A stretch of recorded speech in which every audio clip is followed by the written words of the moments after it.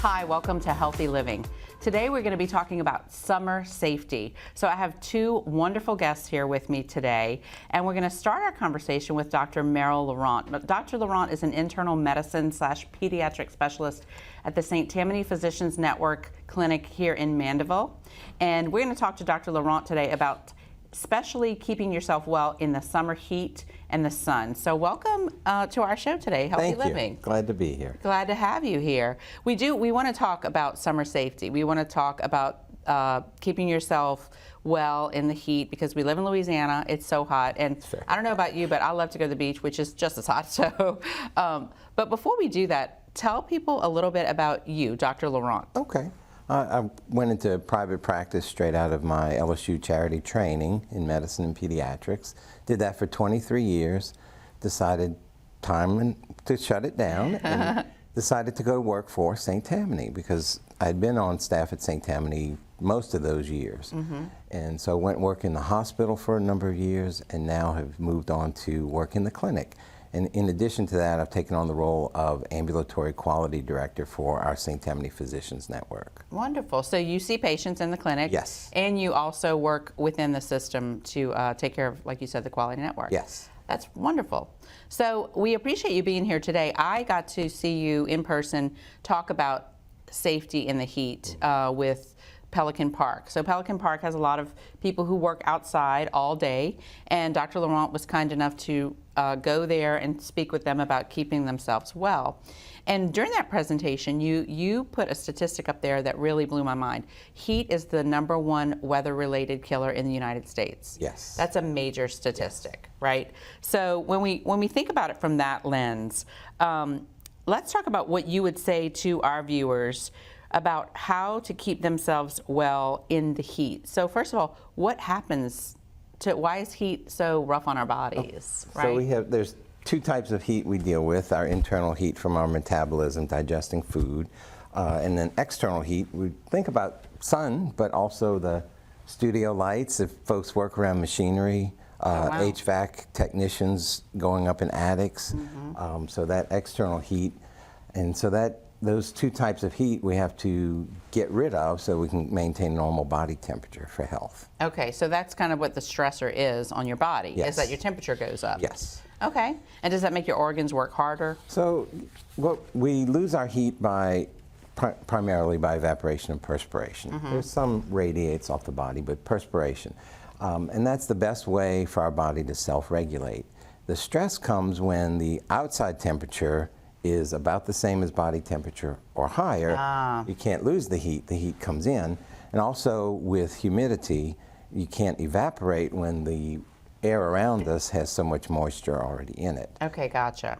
Yeah. So what are some of those things we look for? So talk about some of the most common heat-related illnesses. Okay, so simple one, a lot of people get prickly heat or heat rash. The hair follicles and sweat glands might get blocked up and causes a red, bumpy, itchy, irritated rash. Yeah. So that happens. That's fairly common. Is that mostly in children or adults too? It's very often in children, but adults can get it. And it's more of a nuisance than a true health danger. Yeah. And it can be treated just by avoidance of the heat, some cool compresses, some lotions, a little bit of cortisone cream. If it gets really bad, it can turn into hives, and then you need to start maybe seeing the physician for some extra help. Gotcha. But that's kind of the nuisance heat illness. The more dangerous ones, we talk about heat exhaustion. Okay. So that's when you lose so much electrolytes in your sweat and you're not replacing them, you just get so tired. Your muscles just can't go. That's sort of related to heat cramps, which is also the same mechanism, but then you start having pains in the belly, like stomach ache. Also, you can have spasms. We used to call them Charlie horses, Yeah. you know. And the treatment for both of these is basically the same. First and foremost, get out of the heat, right? Go inside somewhere nice and cool, drink something cool, take some sips, rehydrate yourself. Okay.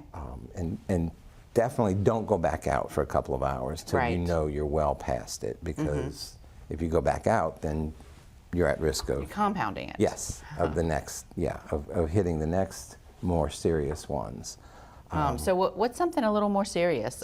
These are absolutely precursors to something more serious, as we said, so Yes. we need to watch that. So if you get dehydrated enough, you can have what we call heat syncope, just you pass out from the heat. We kind of just talked about that, yeah. because I had an experience with that. Right, and more often people who are on blood pressure medicines, especially fluid pills, that tend to make you a little bit dehydrated in the first place, those are higher risk. Babies and small children, as well as the elderly, are at higher risk for that. Right. And, you know, like any time when you might be a little dehydrated, you stand up too fast, you get a little lightheaded, and might actually pass out. And if you pass out and hit your head, of course, that Another can be injury. very bad. Right, right. And so all of these are when the body's working overtime to try and self-regulate and get rid of the heat. You'll see the person looking sweaty, damp, things aren't evaporating, looking tired. Sometimes folks will try and ignore it and say, oh, you got some Tylenol, I'm just having a headache, it's nothing. But Yeah. really, that's a warning sign. And things to look out for in folks that maybe you're doing a job with is that person who's normally can do a certain amount, carry 2 bags of topsoil whatever, mulch, right. Normally carry 2 bags per trip is now taking 1 bag each trip just because they're feeling tired They're and getting run down, slowing down. Yeah. So those are some of the warning signs.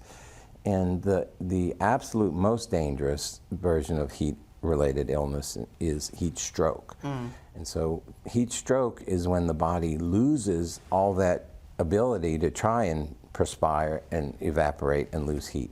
So the person becomes beet red, dry, hot skin. Wow. And that's very, very dangerous because in a matter of maybe 10, 15 minutes, the internal body temperature can go up very high, 105, 106. Very dangerous. So if you're outside with someone, whatever, doing yard work or just having a good time, you know, having a picnic or barbecue or whatever, maybe even running like a 5K or something. Right. What is the first thing you should do when you think someone is in distress like that and maybe starting to get heat stroke? So heat stroke, you definitely need to take immediate action. Okay. So, you know, we talk about when folks have an event and they pass out and have somebody call 911 while you tend to the victim, to the person. Right. That heat stroke, you definitely need to do that. Get 911 on the way. Get them out of the heat into cool liquid if you can, a cool shower, cool bath, not icy, Okay. because if you put somebody in ice water during that time, their blood vessels in the skin clamp down so they don't lose the heat. Yeah. But cool water can help transfer the heat away from the body. Okay. If they're at all awake enough, you can have them do some sips. Just got to be careful because those folks might pass out. And then ice packs you can do under the armpits, the neck, the small of the back, in the groin, all the places that you think of that where Radiate heat. get hot and sweaty. Yeah. Those are good places to exchange heat with the ice packs. But heat stroke is a true medical emergency, and that person really needs to get cooled down immediately. Okay. Because it's called heat stroke because it can cause brain damage. Now, if you're looking at the person, they look hot, they seem, you know, they're red, they're fatigued, they just can't go anymore. Is there any other thing, like, could you ask them a question that would indicate they're in trouble? Like, what would you know to really know that it's heat stroke and they're not just, you know, say, sweating out something from the night before or something, you know? So definitely confusion and can happen with heat exhaustion as well as heat stroke. Okay. So it's definitely, it'll start with the heat exhaustion when they're still sweating and very damp. But definitely if you're seeing signs of confusion, then that's That's the next huge level of red emergency. flag. Yes, that's Okay. time to get out and get help. Okay. Get out of the heat and get help. So we talked about what can happen if you get too much exposure to the heat and you get in trouble. Before any of that happens, what would you tell people to protect yourself to start with? Like, what are some best practices? I know I'm going to get up this morning, I'm going to go walk on the lakefront and, you know, help a friend get some exercise, and then we're going to go garden, and then we're going to jump in the pool. So what do I do from the time I leave my house Okay. and then throughout the day? Very simple. Okay. Simple things that kind of it makes sense. Wide brim hat. You know, Okay. just baseball cap's okay, but you want to protect the whole head if you can. All right. Polarized sunglasses to protect your eyes from the sun, from the UV rays of the sun. You want to pre-hydrate, so to speak. You want to Okay. drink some water before you go out. Okay. You know, a bottle of water, a big glass of water, and then throughout the day, every hour, you want to drink probably about 16 ounces of water when Okay. it's the heat of the day. In between, you can drink some sports drinks to replenish the electrolytes as well, so it's not all water. But keep drinking all day, plenty of fluids, avoiding caffeine, avoiding alcohol, because those are Right. dehydrating. And you want to take breaks. You want to take frequent breaks. Okay. You want to avoid the 10 a.m. to 4 p.m. peak sun hours if you can. And if you can't, you just really have to be extra cautious. Right. And work in teams and look out for one another. Okay.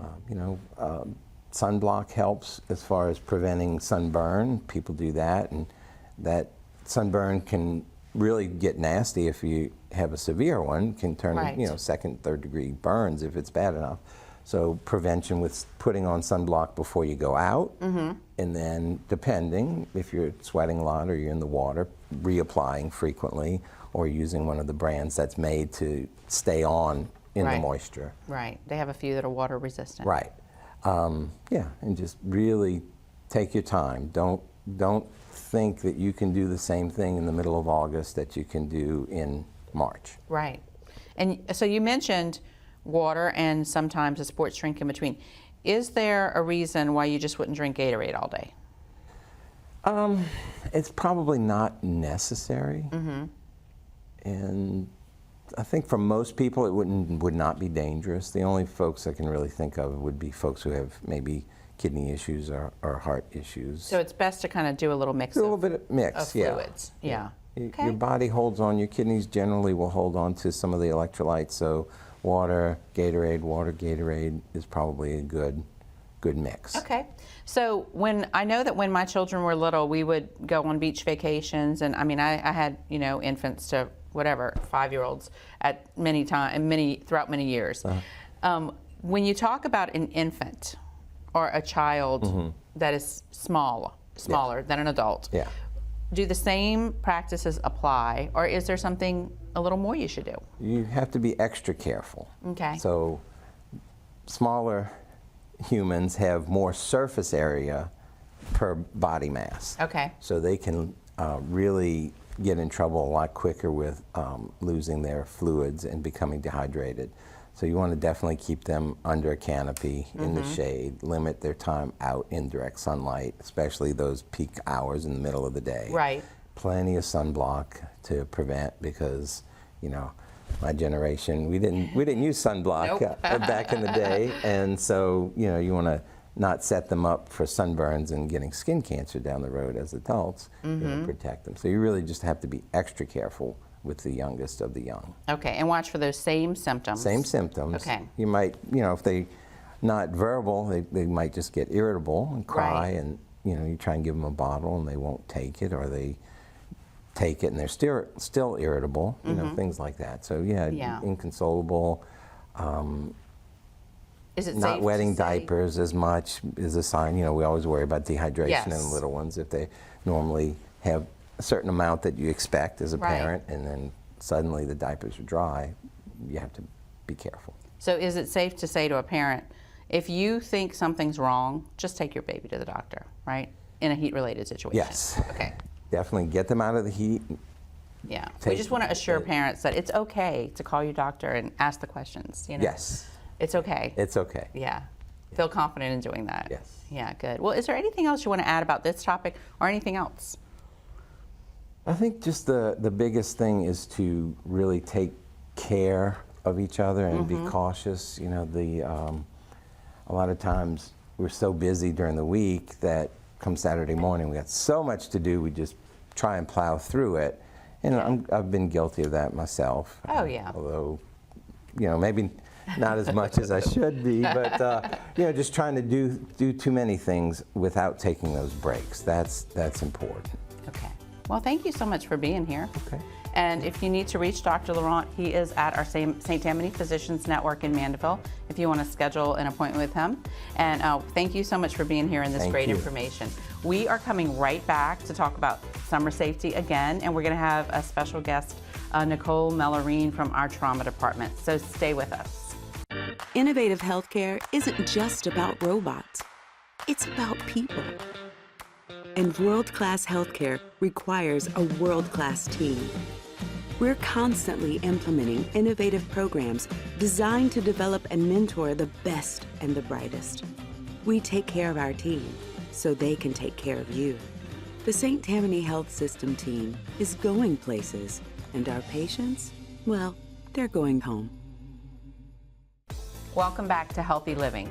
We're back to talk about our topic, summer safety, and my next guest is Nicole Mellarine. She works in our trauma department at St. Tammany Health System. She is the Process Improvement Coordinator for Quality and Accreditation, and she's also an RN. So welcome, Nicole. Hi, thank you for having me. You're welcome. I'm glad you could be here. So summer safety, I mean, we are some active folks in Louisiana in the summer, right? Very much so. So we want to talk about that. First, I want you, though, to tell people what you do with the trauma department and what the trauma department does. Tell us a little bit about you, and then tell us about the trauma department. I'm an RN, and I have a lot of surgical, post-op surgical experience and trauma nursing experience with critical care, so the recovery of the trauma patient.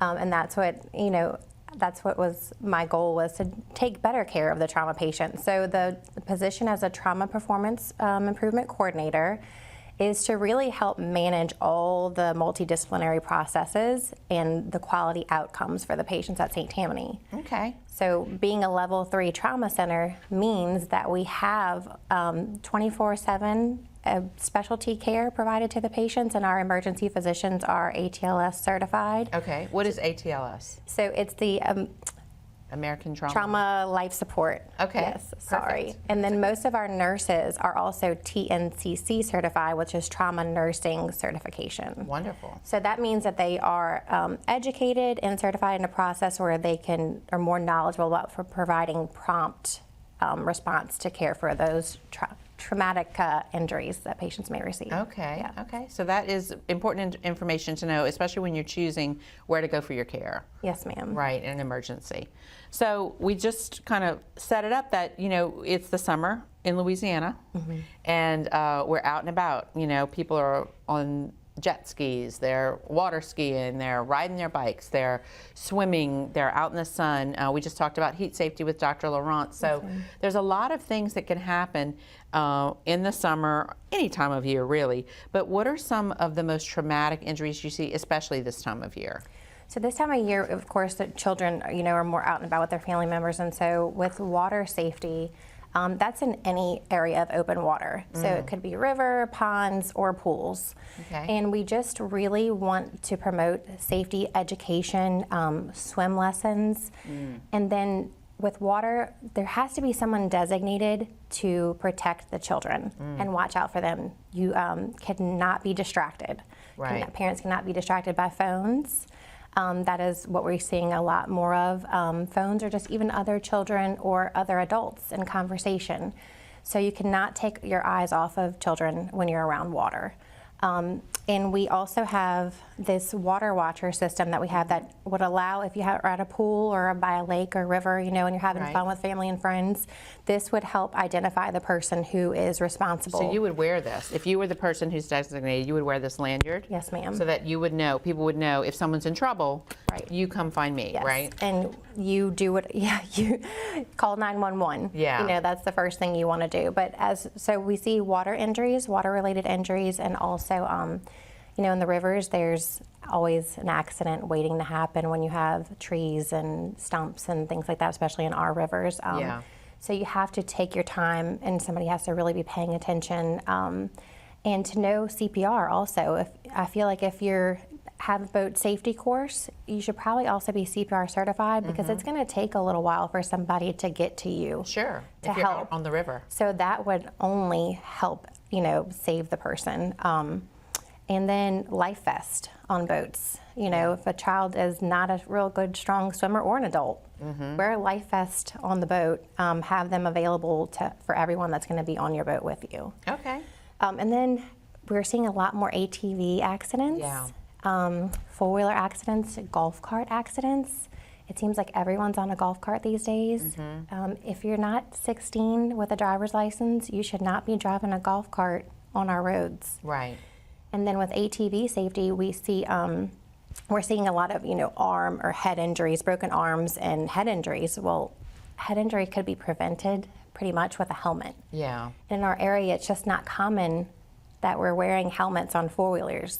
Yeah. And so we're really trying to promote that you could save someone's life by just ensuring that they wear a helmet. And is there some kind of, so if I say, okay, hypothetically, if I bought an ATV for my family and I had children that I thought were going to use the ATV, Right. what is the first thing I should do before I ever hand them the keys to that ATV? So they should know what it means to be responsible driving it. And there are safety courses that we have. We need more of these safety courses available to our community. So we're really looking into that. But there are safety courses, and the child needs to know that it's what that means. This is a tool. machine. It's a machine, yeah, that could injure you or someone else. And they're age appropriate machines also. So you can buy the right size. The right size for Okay. the child. And also, if it's a one-passenger ATV or off-road vehicle, then there should only be one person on it. Right. So So- don't throw your whole gang of friends in there. Exactly. So appropriate safety gear, appropriate safety lessons, no drinking and driving on a golf cart or a four-wheeler. Or a boat. Exactly. So that's common also in our area, and we're just really, from our hearts, we just really want to try to prevent these injuries and people making the wrong decisions that are life-changing. Yeah. So I want to go back to pool safety for a second because you mentioned something about being distracted and watching kids. I've read statistically that oftentimes there will be many people in an area where a drowning occurs. Yes, ma'am. And why is that? I think it's because everyone's distracted and people are not paying attention. You maybe cannot see. You're not visible. The child's not visible near the water because they're blocking your view. Right. And And drowning doesn't always look like what we think, right? right. I mean, it could be in an inch or two of water. Also, I mean, if a child can't swim and they're face down in the water, and then if a child inhales too much water too, that could also cause lung injuries and brain damage. So we just say, bright colored bathing suits also will help you see a child in the water. Especially little ones, right? Yes, and help you keep your eye on, that red bathing suit or Yeah. bright orange bathing suit. Okay, that's a good And you tip. can see them in the water a lot easier that way also. So this Pool Safely, is there a website with resources? I think Yes, there is and one. it's actually the poolsafely.gov website. It's really Okay. easy to find. There are tons of materials, and if you own a pool, this should probably be something that you look into, especially if you're going to have friends and family over swimming with you. So what, we talked about a few preventative recommendations with adults and parents to lessen the possibility of a traumatic injury. So let's just talk about day-to-day life. Some children are home alone, right? Yeah. While their parents work. So they Right. may be 12, 13, 14. What are some things parents can do to prepare their children for the safest environment at home when they are not there? Well, just like you said, I think it's a parent's responsibility to ensure that the environment is safe. If they have a locked fence around a pool, telling the child you're not allowed to go outside or swim when I'm not home. And then our parenting center offers a lot of safety courses as well, including CPR training, Yes. the babysitter's safety Safe sitter, class. Yes. So those, and then our YMCA and other local places have swim lessons too. So if they were to get in that type of situation, they would know how to respond, ensuring that they know that the first thing that they need to do is also call 911 Right. if something is wrong. If you see something happen, you see someone in danger and it's not a normal situation, call 911 to get help. Okay. So let's talk about out in the wild, okay? So we're on a picnic by the river with our family. We might be camping out. Everything's going great, and then suddenly it's not. So someone gets injured. Yes, ma'am. Maybe they got burned. Maybe they hurt their leg. Maybe they jumped into the river and they can't swim and they've been pulled out. So what is the first thing that everybody on the scene should do? Make sure that the scene is safe first of all, like that you're not going to endanger yourself by jumping into a fire or putting yourself in an unsafe situation also. Gotcha. Then if you need to immediately help the person, tell someone else to call 911. Hopefully somebody else is with you. Call 911, help the person get them to safety. Okay. So So just- what are some things you shouldn't do if someone's badly injured? Say, Well, if they're badly injured and you don't know if they have like a neck injury, you wouldn't want to actually move them too much. You need to make sure that you're stabilizing their neck and their head, because you can, paralysis can occur if the neck Right. is moved incorrectly. okay, so just if they're hurt and you don't know exactly what the injury is, but you've got them stabilized, just leave them Right. in the If- position they're in. Right. If they're in a safe position and they're, and if you know that they inhaled water, you can turn their head to the side. If it's not something that seems like a neck injury, you would want to turn them on their side so Okay. that they can expel the water. Right. And then we would hope that you had BLS or CPR certification so that you could initiate CPR. Okay, so then let's talk about when you accompany that person to where they'll be treated, say the emergency room. What is something that you need to know from the person who can tell the story? Oh yeah, exactly what happened, what the situation was, what the scene was like. Maybe how long were they gone? If they were in an ATV accident, was it an hour ago that they left home? Were they underwater for 1 minute, 10 minutes? Did you not see them? How long did you not see them?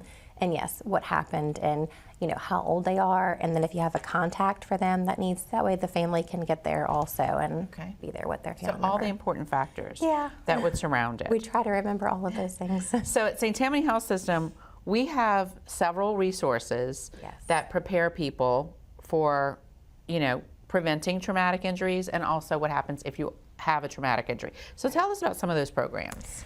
Well, one of our most beloved programs is Stop the Bleed. Our trauma program manager loves to teach Stop the Bleed. She will go anywhere for free. It's a Great. free class that we provide.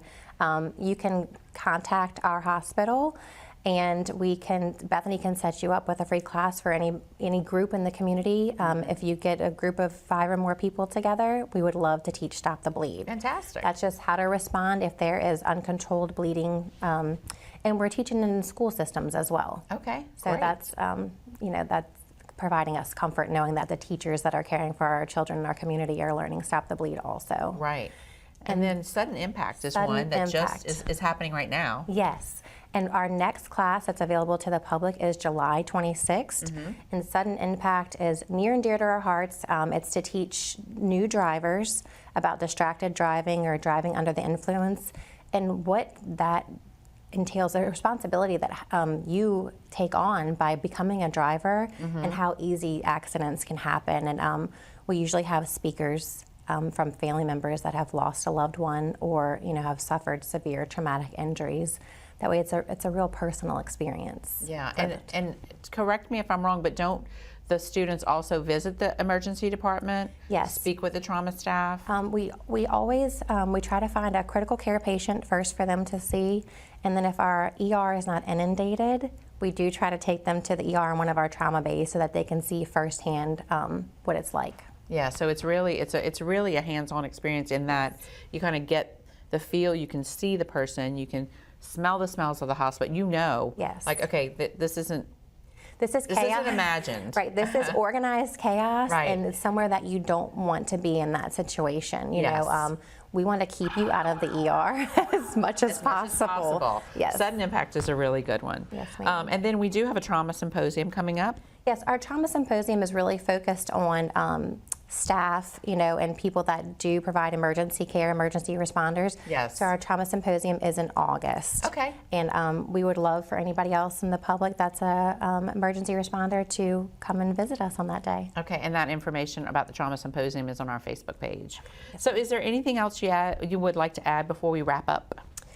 No, I mean, we just want everyone to really think about the responsibilities that, when you are a parent or a child that's a driver, this is life-changing decisions that you can make. Sure. And we just want everyone to take every process seriously. And, wear your helmets, start your kids young, wearing helmets on four-wheelers. It's just, we need to change the way people think about Sure. Four-wheelers and golf carts. Okay. And then swimming, if you're around water, just try to be safe, really. As possible. Keep everybody safe. Yep. Okay, good. And we want to remind people that St. Tammany Health System has an emergency room, our main emergency room at our main campus at 1202 South Tyler in the hospital. Within that emergency room, we have a pediatric emergency room. And then on the 3rd floor of our hospital in the new family center, we have an obstetrics emergency department with a hospitalist on staff 24/7, an OB hospitalist. And then we have our freestanding emergency room in Mandeville, 2929 Highway 190, right across from the post office. So, Bethany, thank you so much for joining us. I'm sorry, Nicole. I called you Bethany. It's okay. But I had Bethany on the brain with Stop the Bleed. But thank you so much for joining us Yes. and sharing this information with us. Thank you for having me. And thank you all for joining us as well, and have a safe summer. We'll see you next time.